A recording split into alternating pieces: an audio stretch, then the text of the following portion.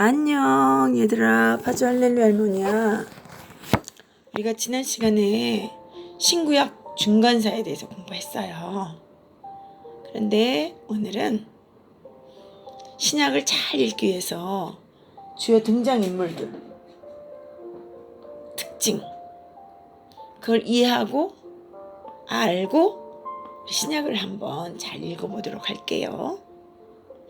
먼저는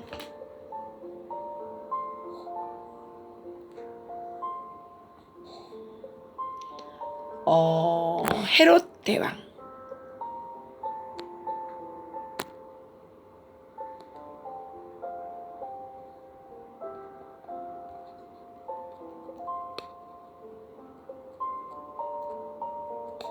헤롯 대왕 다시 쓸게요. 헤롯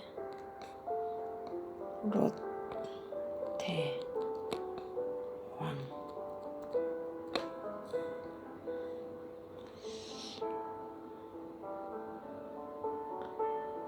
폼페이우스에 의해서 집정관이 됐죠. 그리고 예수님이 태어날 때 대헤롯이 바로 이 헤롯이에요. 헤롯이 다시 옥타비아누스와 안토니우스, 폼페이우스하고 싸움 과정에서 또 헤롯 가문이 옥타비아누스를 도와줘요. 폼페이우스 도와주고 집정관이라는 직임을 받았잖아요. 이번엔 옥타비아누스를 도와줘요. 그때 헤롯 가문이요, 집정관에서 더 상승해가지고 유대인의 왕이라고 임명을 받게 돼요.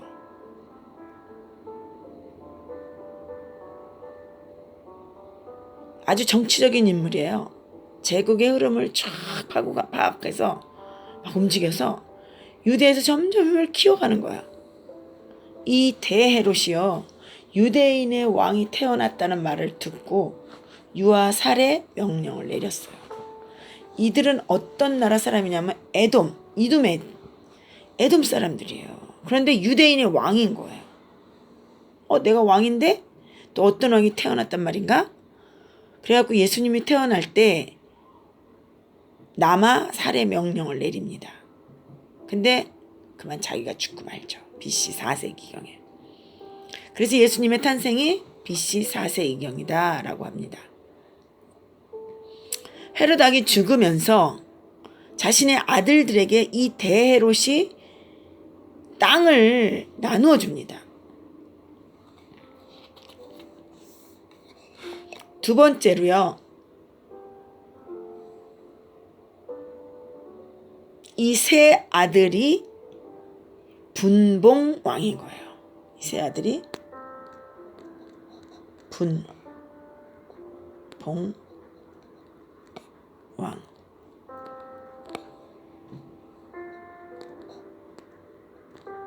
분봉왕. 아들 자기가 죽으면서 세 아들에게 땅을 나눠줍니다.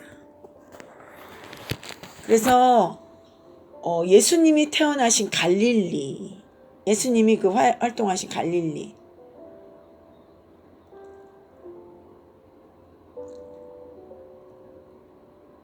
나사렛, 예수님이 거기서 사셨잖아요.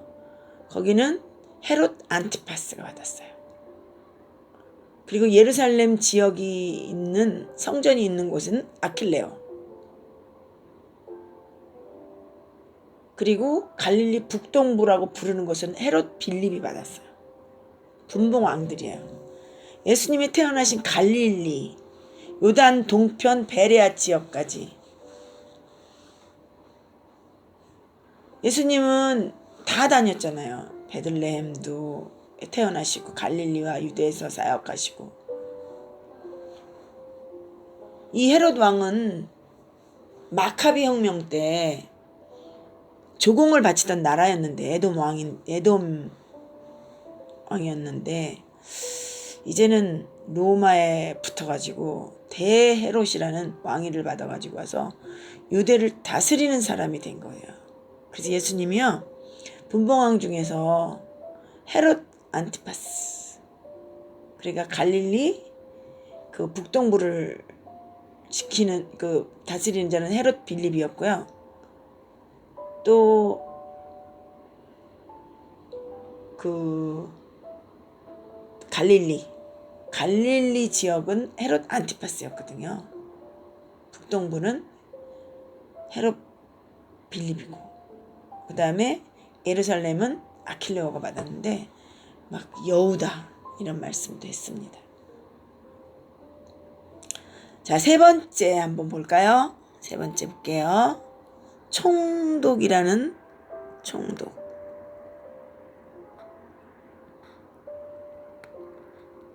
성경에 총독이 많이 나와요. 본디오 빌라도 나오죠? 총독. 또 그 다음에 멜릭스 총독, 베스도 총독 나오죠. 총독.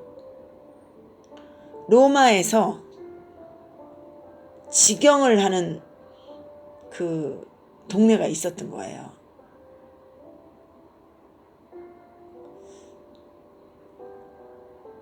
아킬레오가 맡은 예루살렘 성전이 있는 곳이 너무 밀란도 일어나고 시끄러워요.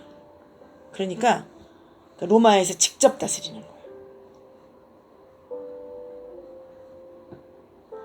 그래서 로마에서 직접 다스리는 곳이 바로 성전이 있는 예루살렘 지역. 아킬레오가 그 다스리고 있던 곳인데요. 그래서 예수님 나중에 재판할 때도 총독에게 재판을 받으시게 되잖아요. 갈릴리 사람이야? 나사렛 예수님이시잖아요. 갈릴리 사람이야? 그러면 헤롯 안티파스네. 거기서 재판을 받아야지 왜 나한테 와? 그리고 헤롯 왕에게 넘기잖아요. 예수님이 그래서 총독에게 있다 헤롯에게 갔다 다시 예루살렘에 있는 총독에게 다시 보내. 그래서 본디오 빌라도에게 고난을 받게 되는 거죠. 다 아시죠? 그리고 이제 이 본디오 빌라도가 5대 총독이고요. 멜릭스 베스도로 이어가게 됩니다. 그러니까 분봉왕도 있었고 총독도 있었다. 이렇게 복잡한 구조로 되어 있습니다. 그 다음은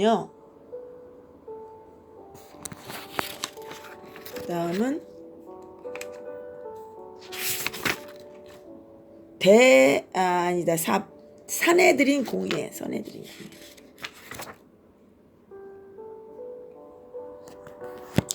유대인을 대표하는 자치 의결 기관이에요. 좀 길죠?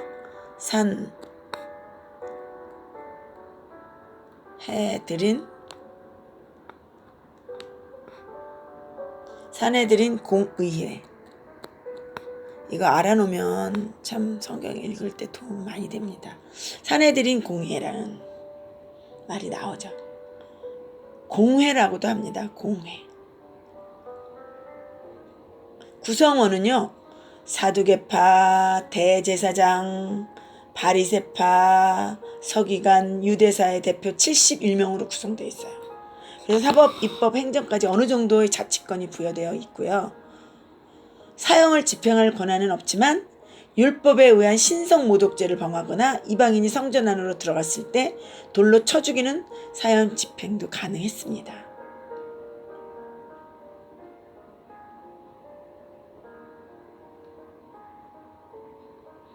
그 다음에는요, 대제사장. 우리 대제사장 아까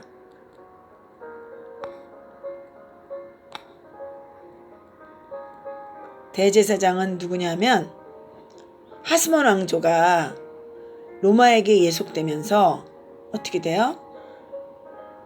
대제사장급으로 내려가게 돼요.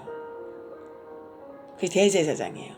원래는 대제사장이 아론 계통에 하나님을 잘 믿고 이 예배를 집례하는 사람들이 대제사장이에요.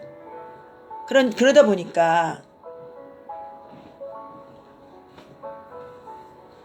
유대 공동체에서는 왕과 같은 존재인 거예요. 원래는 이제 레위 지파 아론 계열에서 나와야 되는데 중간 그 신구약 중간사에서 헬라 안티코스 4세를 지나면서 이 성직이 매매가 돼요. 매매. 돈 주고 사요. 대제사장을. 막대한 돈을 로마 총독에게 갖다 바치고 대제사장이 된 거예요. 예수님 시절에 안나스 대제사장이 있죠. 투자한 돈을 회수하기 위해서 한 짓이 뭐냐면 성전에서 재물 비즈니스를 합니다. 장사하죠. 성전의 이방인 뜰에다가 아예 재물 장사를 하는데 엄청난 폭리를 남기는 거예요. 비즈니스 합니다. 그래서 예수님이 성전을 강도의 구렬이라고 표현하기도 하죠. 대제사장입니다. 그래서 나중에 신약에 와서는 대제사장이요. 임명되고 위임된다기보다는 거의 로마에게 그 성직을 매매합니다. 삽니다. 그래서 비즈니스를 해서 그 자본금을 뽑게 되죠. 그래서 성전에 장사하는 그런 예수님이 성전 청결 사건 때 나오죠. 그 다음에는요. 서기관입니다. 서기관이 포로 기한 시대 때 회당에서 글을 가르치거나 필사를 하는 그런 일 하는 걸로 생겼어요. 서기관. 그래서 이 서기관은 율법사 랍비라고도 합니다. 회당에서 율법을 해석하고 풀어서 가르쳐주는 랍비죠. 유대인들은 세계 각국에 흩어져 살면서 성인 남자 10명만 되면 회당을 지어요. 가르치고 유대인으로서의 정체성을 갖게 되는데 이 유대 정신을 이어가는데 정말 서기관들이 율법사들이 성경을 필사하고 해석하고 가르치고 공적인 자료들을 기록하는 일을 하게 됩니다. 자, 그 다음에는 이것도 굉장히 성경에 많이 나와요.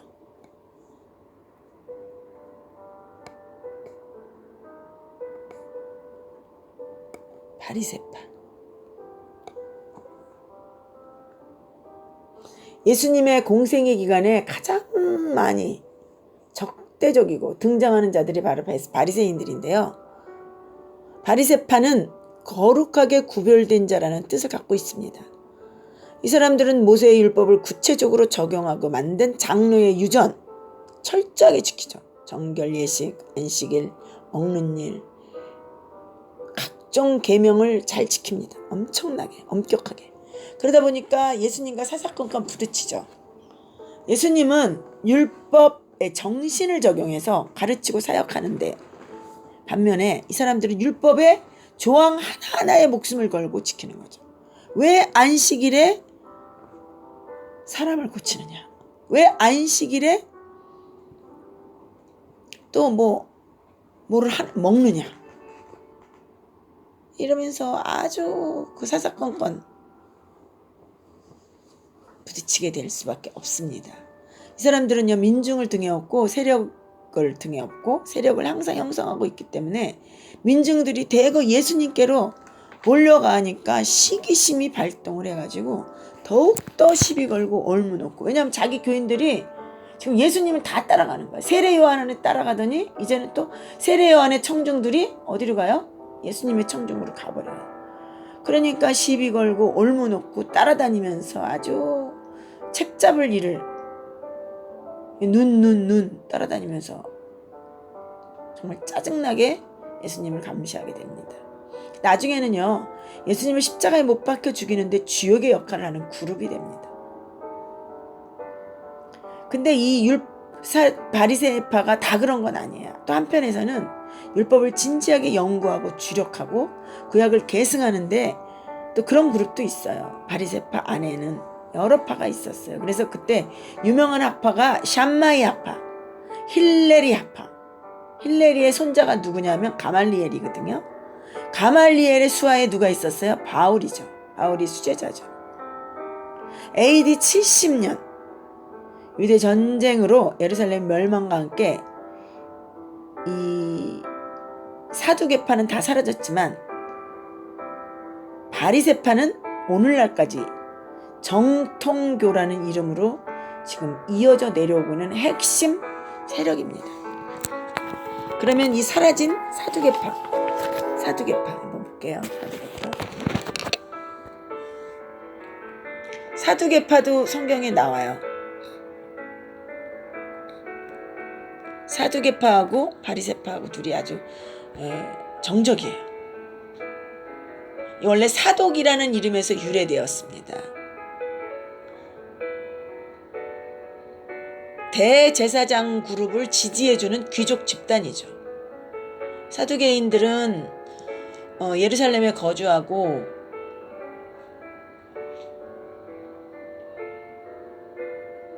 그 마카비 혁명을 전후로 해가지고 제사장 제도가 또 재조직될 때 사두개파가 하나의 당파로 인정을 받게 되죠. 사독에서 유래됐다고 하는데 이거 확실하지는 않아요. 사독은 다윗 시대의 아비아달과 함께 제사장이었던 사람인데 솔로몬이 그를 대제사장으로 승격시켰던 인물이에요. 그래서 예루살렘 성전 제사장직의 원조라고도 볼 수 있습니다. 그리고 바리새파와는 늘 반대 입장이에요. 경쟁 관계에 있던 자들이고요. 지주, 비즈니스, 대제사장과 결탁해가지고요. 또 헤롯과 결탁해가지고 재물을 챙기는 사람들이에요. 민중만 옛날이나 지금이나 똑같아요. 바리새인도 민중을 등에 업고 또 제사장들이 또 매매로 직임을 사잖아요. 그거를 또 뒷받침해주는 사람이 누구냐면 사두개파인 거죠.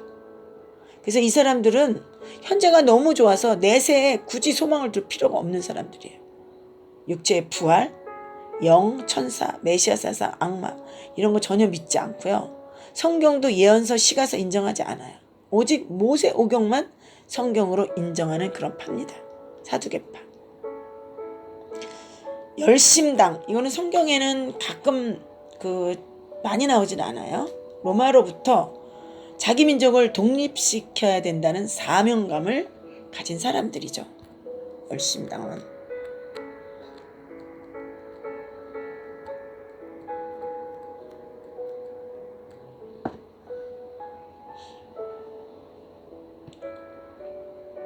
마카비 혁명을 통해서 독립해 보니까 우리도 으쌰으쌰하면 독립할 수 있겠다.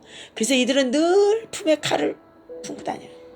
예수님의 제자 베드로도요. 이 예수님 잡혀갈 때 칼을 탁 빼가지고 말고의 귀를 치잖아요. 그 칼을 가지고 다니는 열심당원들이 있었어요. AD 70년 로마를 상대로 유대 전쟁을 일으킵니다. 실제로. 결과는 로마의 디도 장군에 의해서 완전히 멸망하게 위에 돌 하나도 남기지 않고 완전히 무너지고 유대인은 예루살렘에서 다 쫓겨나서 2000년간의 디아스포라로 살게 됩니다. 자, 마지막으로 요거는 이제 우리가 잘 알아둘 얘기인데요. 자, 에센파.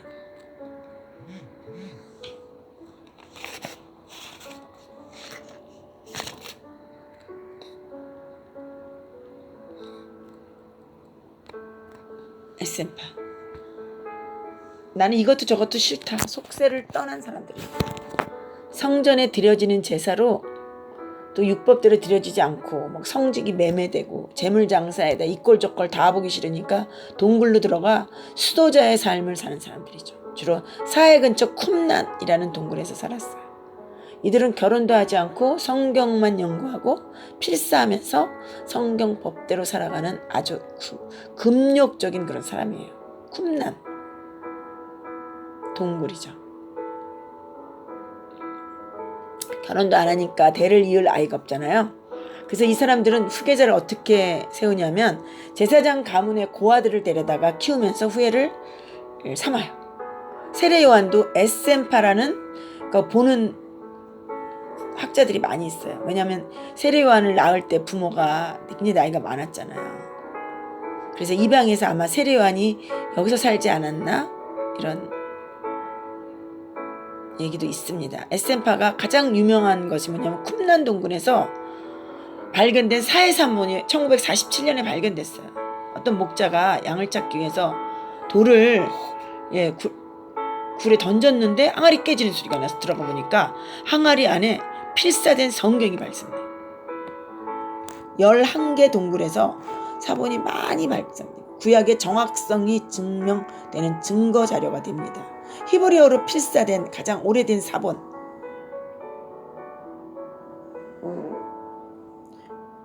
필사된 사본이 AD 1000년에 맛소라 사본인데 뭐 비아냥거리는 사람도 있어요. 아, 그거 뭐 이거 양을 치는 목자가 돌을 던지다가 발견됐는데 그게 진짜까 가짜까 뭐 그런 얘기도 있어요. 그러나 그 BC 200년 정도에 필사된 것이 아닌가라고 학자들은 이야기하고 있습니다. 그래서 맛소라 사본보다는 한 1000년 이상 먼저 필사된 사본. 근데 비교해보니까 99%가 일치하더라. 그래서 이제 자유신학자들이 하고 입을 꽉 다물었죠. 자, 우리가 이렇게 10가지 등장인물, 또 학파, 또 조직을 배웠어요. 성경을 읽을 때 여러분 많은 도움이 되시길 바랄게요.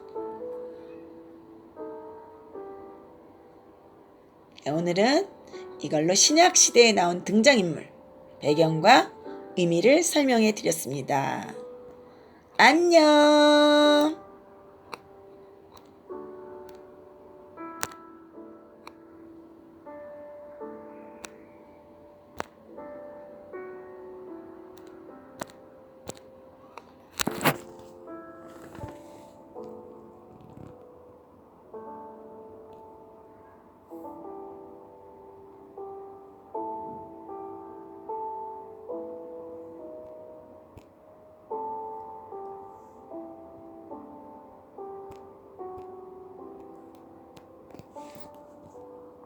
다음 시간에 만나요.